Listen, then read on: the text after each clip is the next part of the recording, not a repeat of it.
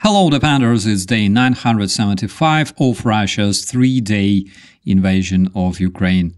The Russian recruits don't want to die in the meat assaults anymore. Two big companies shut down businesses in Russia, Elon Musk's alleged connection to Putin found again, and prominent Ukrainian boxer Usyk addressed Joe Rogan. Let's talk about the most important updates right now. Dear friends, in one of my previous videos, we discussed why do Russians recruit North Koreans and foreign mercenaries in general. It is because even despite being so huge and populated with desperate, poor people, Russia still lacks enough manpower to conquer the second largest country in Europe, Ukraine.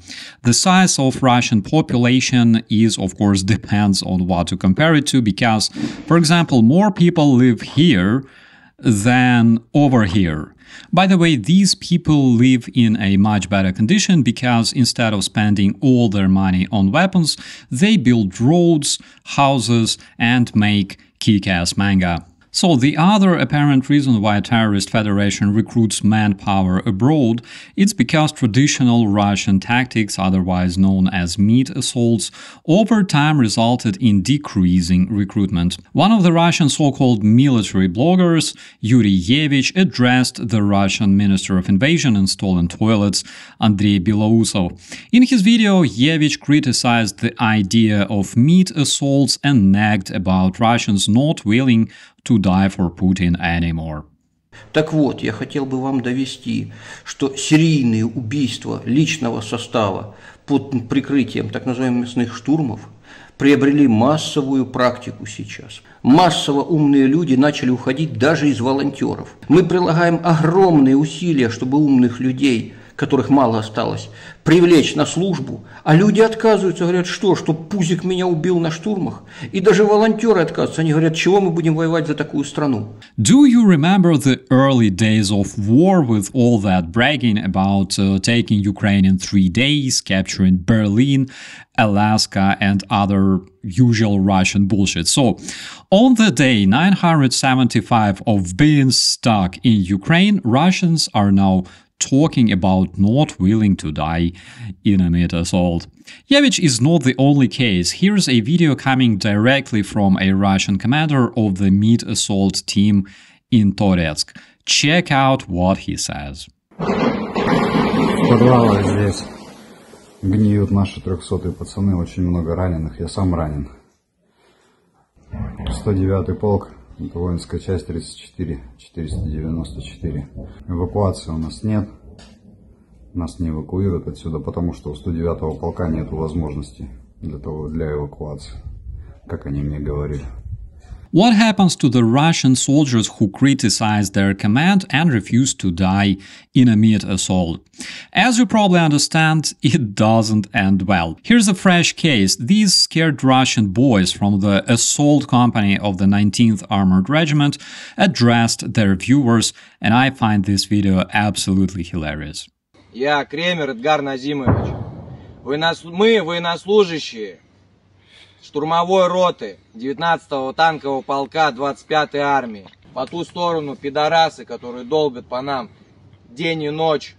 А по ту сторону пидорасы наши же, которые хотят нас всех обнулить. По той простой причине, что мы отказываемся выполнять их тупые, необдуманные, пьяные приказы. Наш командир батальона Радченко Сергей Сергеевич, позывной «Атлас», несколько дней назад начал обнулять наших бойцов. В прямом смысле слова совершать самосуд, убивать наших людей вместе со своим товарищем, который относится к группе В, и убивают пацанов за то, что они отказываются идти вперед. По той причине, потому что теряют каждый заход 90% личного состава. В данный момент нас осталось мало, и мы находимся под угрозой.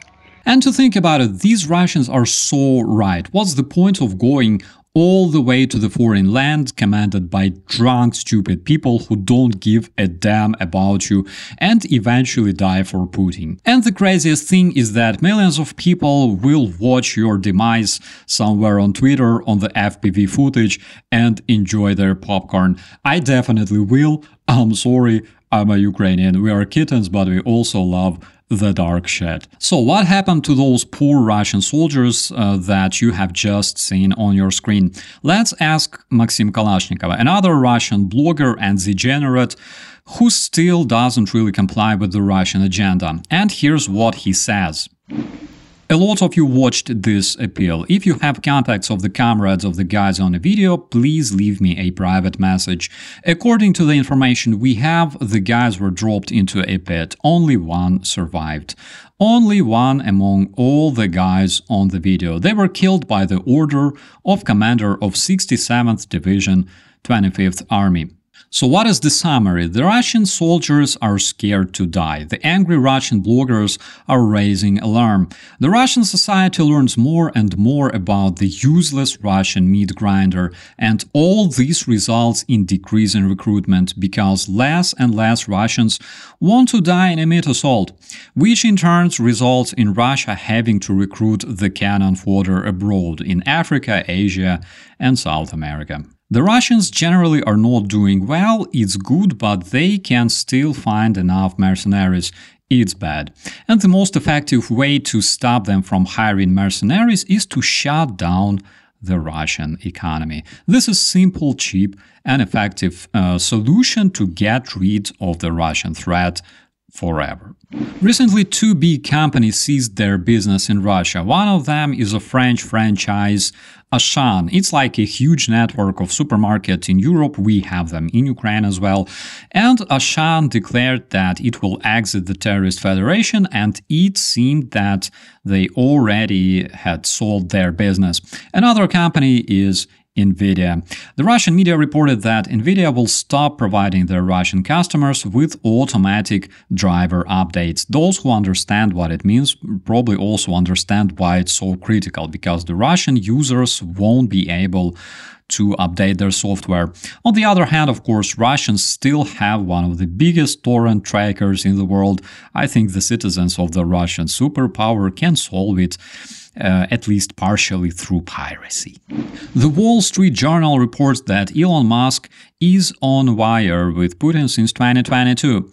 After the US aid and Pentagon has bought the Starlink terminals for Ukraine, Elon Musk used his influence to shut them down during the critical military operations until Pentagon warned him not to do that anymore. Also, it is known that Starlink is often used by the Russian terrorists, installing them on their kamikaze drones and shipping the terminals to their troops.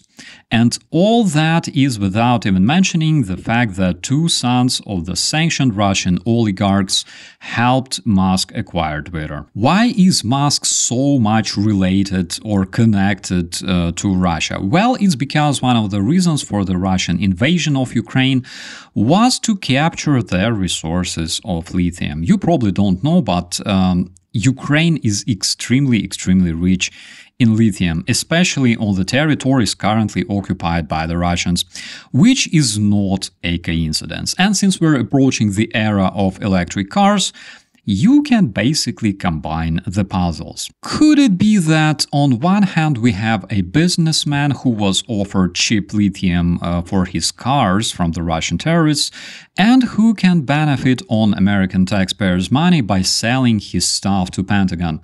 On the other hand, we have Russian terrorists who have an influential guy in the United States who can help them spread disinformation about Ukraine and help Russians win the war by interfering with the satellites. Do you think it's possible? Please let me know in the commentaries. Joe Rogan will invite Donald Trump to his podcast because Joe Rogan needs views and Donald Trump needs votes.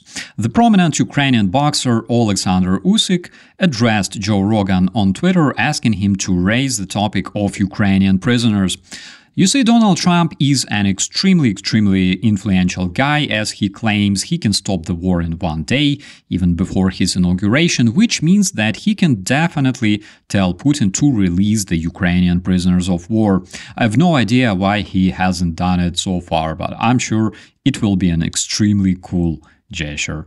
By the way, Usyk is also extremely cool. On his recent press conference with Tyson Fury, he arrived wearing the black suit like famous hitman, the codename 47. Who's going to win the fight? Please let me know. And to think about it, I don't know myself. Tyson Fury is a legend. I mean, he's definitely talented, but at the same time, he worked really hard to achieve this level, which is something I respect so much in the sportsman. I respect when you're not born a champion, but made a champion. At the same time, Usyk is also really good and talented, and he's a Ukrainian star. I think I will stand for both. Dear friends, tonight we will have a usual Friday night stream.